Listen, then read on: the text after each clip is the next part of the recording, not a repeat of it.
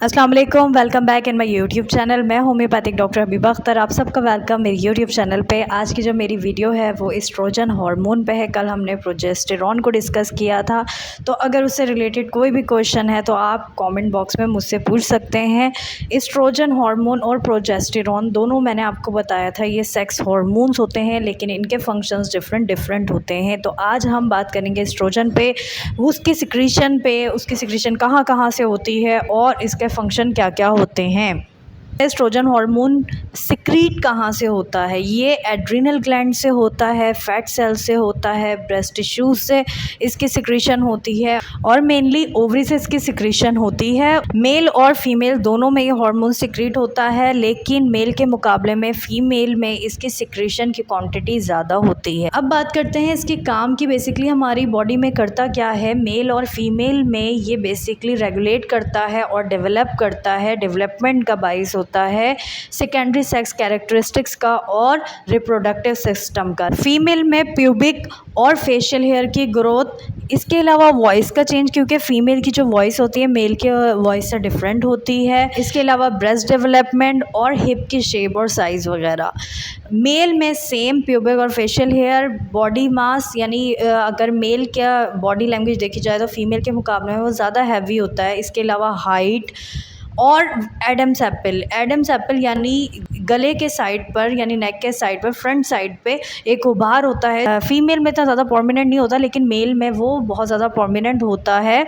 इसके अलावा मेल की वॉइस जो कि मर्दाना वॉइस जनाना वॉइस से डिफरेंट होती है। तो ये जो एस्ट्रोजन का काम होता है सेकेंडरी सेक्स कैरेक्टरिस्टिक्स के डेवलपमेंट में, इसके रेगुलेशन में यानी इसके अमल दखल में और रिप्रोडक्टिव सिस्टम में इसका अमल दखल होता है। एस्ट्रोजन हार्मोन की 3 टाइप्स हैं इस हार्मोन की, जिसको E1, E2 और E3 कहते हैं। सबसे पहले E1 जिसको एस्ट्रोन हार्मोन कहते हैं, ये बेसिकली मीनोपॉजल एज में सिक्रीट होना शुरू होता है। मीनोपॉजल एज वो एज होती है जब फीमेल के नेचुरली पीरियड्स जो होते हैं वो बंद होने वाले होते हैं।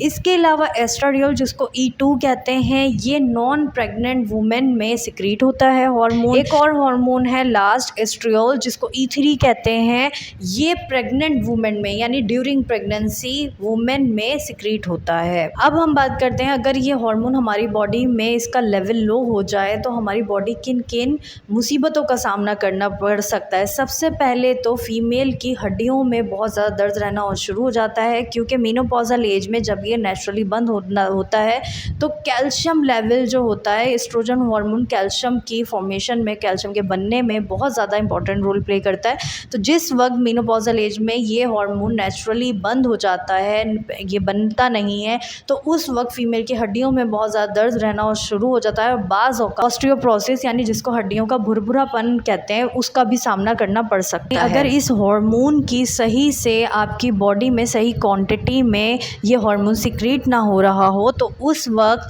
जो बच्चे की डेवलपमेंट है उसमें बहुत ज़्यादा बिगाड़ पैदा हो जाता है। और अगर मेल है या फीमेल है तो उसकी प्यूबर्टी, क्योंकि प्यूबर्टी की एक एज होती है, एज वाइज बच्चा धीरे धीरे ग्रोथ कर रहा होता है, जिसमें उसकी बॉडी यानी उसकी फिजिक में, उसकी वॉइस में, उसके सेकेंडरी सेक्स कैरेक्टरिस्टिक्स में फ़र्क आना शुरू हो जाता है। तो वो जो डेवलपमेंट्स होती हैं वो स्लो हो जाती हैं और लेट हो जाती हैं। इसके अलावा इस हार्मोन की अगर कमी हो जाए बॉडी में तो इनफर्टिलिटी भी कॉज हो सकती है, विजाइनल सिक्रीशन की डेफिशिएंसी हो जाती है इसकी कमी की वजह से, और इंटरकोर्स के वक्त यानी क्वेश्चन जो होता है वो पेनफुल हो जाता है।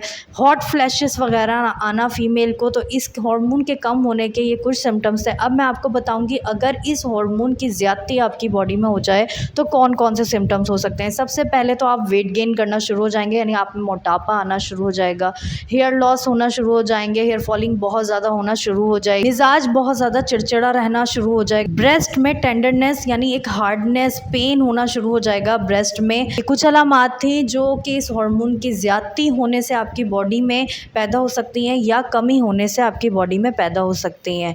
इसके अलावा एस्ट्रोजन हार्मोन को एज अ मेडिकेशन के तौर पर भी यूज़ किया जा सकता है। मैं आपको यहाँ पे 3 इम्पॉर्टेंट चीज़ें बताऊँगी कि इसकी मेडिकेशन को किस किस तौर पर यूज़ किया जा सकता है। जैसे कि मैंने आपको बताया, मेनोपॉज़ल एज में हार्मोन बनना बंद हो जाता है, तो उस वक्त आपकी बॉडी में कुछ अलामात आना शुरू हो जाती हैं, जैसे कि हॉट फ्लैशेस आना। एज वाइज आपकी बॉडी लीन होती शुरू हो जाती है, यानी आपका जो बॉडी मास होता है वो कम होता शुरू हो जाता है, आप बहुत दुबले पतले लगना शुरू हो जाते हैं। इसके अलावा स्किन पे, यानी फेस की जो स्किन होती है वो बूढ़ी बूढ़ी टाइप लगना शुरू हो जाती है। तो ये हार्मोन थेरेपी करवाई जाए ताकि ये जो तमाम अलामात हैं ये बहुत ज़्यादा यानी हावी होकर आप पर ना आए, और ये पीरियड आपका जो है, जो मेनोपॉज़ल वाला पीरियड है, वो आराम से गुजरे। इसकी मेडिकेशन को एज बर्थ कंट्रोल के तौर पर भी यूज़ किया जा सकता है। इसके अलावा लास्ट में फेमिनाइजिंग हार्मोन थेरेपी, जो कि ट्रांसजेंडर्स वगैरह को यूज़ करवाई जाती है, क्योंकि ट्रांसजेंडर्स में मेल और फीमेल दोनों सेकेंडरी सेक्स कैरेक्टरिस्टिक्स मौजूद होते हैं। अगर वो ये थेरेपी यूज़ करते हैं तो उनमें जस्ट फीमेल्स जैसे ऑर्गन्स डेवलप होना शुरू हो जाते हैं, उनकी बॉडी, उनकी वॉइस, उनकी फिजिक बेसिकली। होपफुली आपको मेरी वीडियो अच्छी लगी होगी। तो अगर आपको मेरी वीडियो अच्छी लगी है, जल्दी से मेरे चैनल को सब्सक्राइब कर दें और मेरी वीडियो को लाइक करना बिल्कुल भी नहीं भूलें। Thank you so much. अल्लाह हाफ़िज़।